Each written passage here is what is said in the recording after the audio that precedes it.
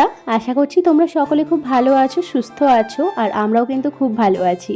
আর তোমরা যে যেখান থেকে আজকে আমার এই ব্লগটা দেখছো, তোমাদের সকলকে অনেক অনেক ধন্যবাদ আর ভালোবাসা জানিয়ে আজকের ব্লগটা আমি শুরু করছি। এই ভিডিওটা না করা ছিল পয়লা বৈশাখের দিন, কিন্তু ওই যে এডিট করা হয়নি। আসলে মামামকে নিয়ে এখন ঠিক মতো তোমাদের সঙ্গে ভিডিও শেয়ার করতে পারি না, যার জন্য অনেকটাই কিন্তু দেরি হয়ে গেল ভিডিওটা তোমাদের সঙ্গে শেয়ার করতে। তো সকালবেলায় মামামকে ঘুম থেকে ওঠানোর পরে একটু ফ্রেশ করিয়ে দিয়েছিলাম, তারপরে তুলসী পাতার মধু খাইয়েছিলাম। কদিন ধরে না মামাম না ভীষণ কাশছে, তো এই ওয়েদারের জন্যই বলতে পারো, যার জন্য কিন্তু একটু তুলসী পাতার মধু খাইয়েছিলাম। আর তারপরে দেখো, সে তো কিছুতেই জল খেতে চাইছে না, তবুও সকালবেলায় ঘুম থেকে উঠলে না ওকে আমি একটু জল খাইয়েই থাকি, যাতে অভ্যাসও এটা পরিণত হয়ে যায়। এখনও নিজে থেকেও কোনো কোনো সময় জল খেয়ে থাকে, কোনো কোনো সময় এমন করে ওকে একটুখানি খাইয়ে দিই।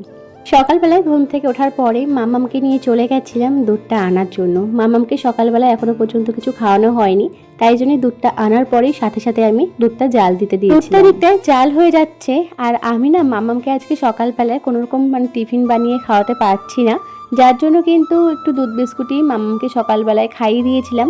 তারপরে কিন্তু স্নানটা আজকে সকাল সকালই সেরে নিয়েছিলাম, যেহেতু আজকে যাবো তাড়াতাড়ি করে শীতলা মায়ের মন্দিরে, তাই জন্য কিন্তু তাড়াহুড়ো করে সমস্ত কাজগুলো সেরে নিচ্ছি। দিন দিন যেন গরমটা বেড়েই চলেছে। সকাল এখন ঘড়িতে কটা বাজে, 8টারও কম বাজে। সকাল সকাল দেখো আকাশটা যেমনি পরিষ্কার তেমনি কিন্তু রোদ উঠে গেছে। আর দেখো এদিকটায় কিন্তু আমার স্নান হয়ে গেছে। আর স্নান করার আগে ভেজা গায়ে কিন্তু শীতলা মায়ের মন্দিরে গিয়ে জল ঢেলে এসেছিলাম। ভেজা গায়ে কিন্তু গিয়ে জল ঢালতে হয়, তো সেটা করে এসেছি। তারপরে কিন্তু এখানটায় আমি রান্নাঘরে চলে এসেছি, এখন বানাবো ডালিয়া। এই জিনিসগুলো মামামকে আমি কিছুতেই খাওয়াতে পারছি না। দেখো সকালবেলায় মামামকে যেমন আমি দুধ বিস্কুট খাইয়েছিলাম, ভাবছিলাম ডালিয়া যখন আমাদের জন্য বানাচ্ছি, সকালবেলায় একেবারে 10টার দিকে মামামকে ডালিয়াই খাইয়ে দেবো। তো তার জন্য একটু কম ঝাল দিয়ে করছিলাম, কিন্তু জানি না কেন মামামকে আমি কোনো দিনও ডালিয়াটা খাওয়াতে পারি। বহুবার আমি চেষ্টা করেছি, কিন্তু কিছুতেই খাওয়াতে পারিনি। খিচুড়িটা খায়, কিন্তু ডালিয়াটা কি বোঝে জানি না, ও কিছুতেই খেতে চায় না। এরপরে আমি আর চেষ্টা করব না, কারণ যদি ডালিয়া বানিয়ে থাকি তাহলে বেচারিটার খাওয়াটাই হবে না। তো ওকে আমি সকালবেলায় অন্য কিছু খাইয়ে দিয়েছিলাম, ডালিয়াটা ও আর খায়নি।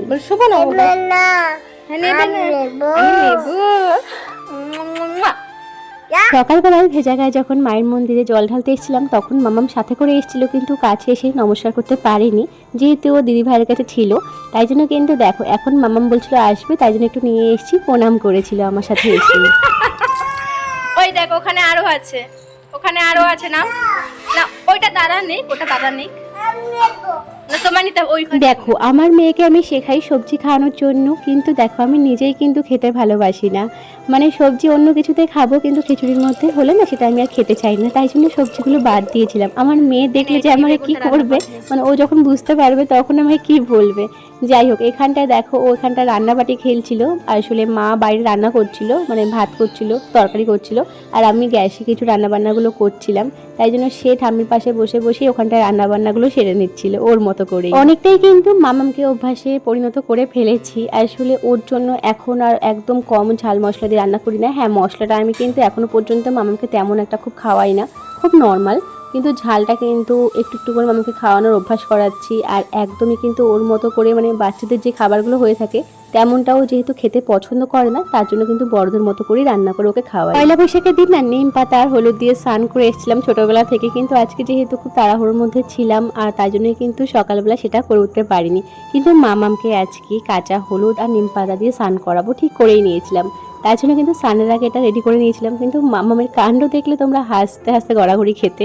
ও শুধু ইস করেই যাচ্ছিল, তাই কিছুক্ষণেই 1-2 মিনিট রাখার পর ওকে স্নান করিয়ে দিয়েছি। বিকেলবেলার দিকটাতে বরমশাই এই মিষ্টিগুলো নিয়ে এসেছিল, যেহেতু আমি না অন্য সব রকম মিষ্টি বলতে পারো আমি খাই না, তাই জন্য লাড্ডুটা খুব ভালোবাসি বলে লাড্ডুটা এনেছিল, আর এই যে সরপুরি এনেছিল।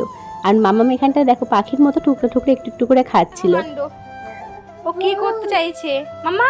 কি করা হচ্ছে এখানটায়? হ্যাঁ, কি করবি? হ্যাঁ, কি করবে তুমি মা? বাবা জল ভরবে, ওখান থেকে জল বেরোয়? হ্যাঁ, কেমন করে তো জলটা খাবি? পাগলি একটা। আজকে মিঠির পাপার রয়েছে ম্যাচ, ও আজকে বাড়িতে থাকবে না। আর তার আগে দেখো ম্যাচ খেলার আগে মেয়ের জন্য ওষুধগুলো নিয়ে এসছে। আসলে অনেক কিছু অ্যাপ্লাই করেছি, কিন্তু কাশিটা শুধুমাত্র কমছে না, তার জন্য এই ওষুধটা আজকে রাত থেকে চালু করবো মামামের জন্য। তো এই ওষুধটা খাওয়াচ্ছি, তার মানে খাওয়াবো। আর এই কাশি সিরাপটা কিন্তু খাওয়ানো শুরু করেছি কালকে সকাল থেকে। অনেকটাই দেখছি কাশিটা মামামের কমে গেছে, দেখা যাক এই ওষুধটা খাওয়ানোর পরে কি হয়। মামাম এখন ঘুমোচ্ছে আর আমি দেখো অন্ধকারের মধ্যে এখন ব্যাগপত্রগুলো গোছগাছ করছি, ঘর দরটা গোছগাছ করছি। আর দেখো ঘরটা পুরো অন্ধকার, কিন্তু ড্রেসিং টেবিলের সামনে একটা ছোট্ট লাইট জ্বলে না, ওটার সামনে এসে ভিডিওটা করছি। দেখো পুরো অন্ধকার ঘর, মামাম এখন ঘুমোচ্ছে। আর ব্যাগপত্রগুলো এই যে রয়েছে, এগুলো গোছগাছ করে নেবো। ঘর দরটাও মোটামুটি গোছগাছ করবো।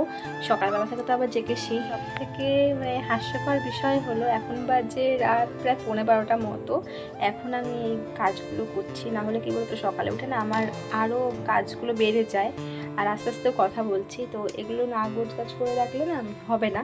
তো ওই 12টা 12:30 লাগবে না, 12:15-র মধ্যে আমার কাজ বাজ হয়ে যাবে, তারপরে আমি ঘুমোবো, কারণ সকালবেলা না হলে একদম পেরে উঠবো না।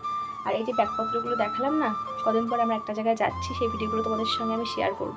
ওই জন্যই এগুলো মোটামুটি এগিয়ে রাখা আর কি।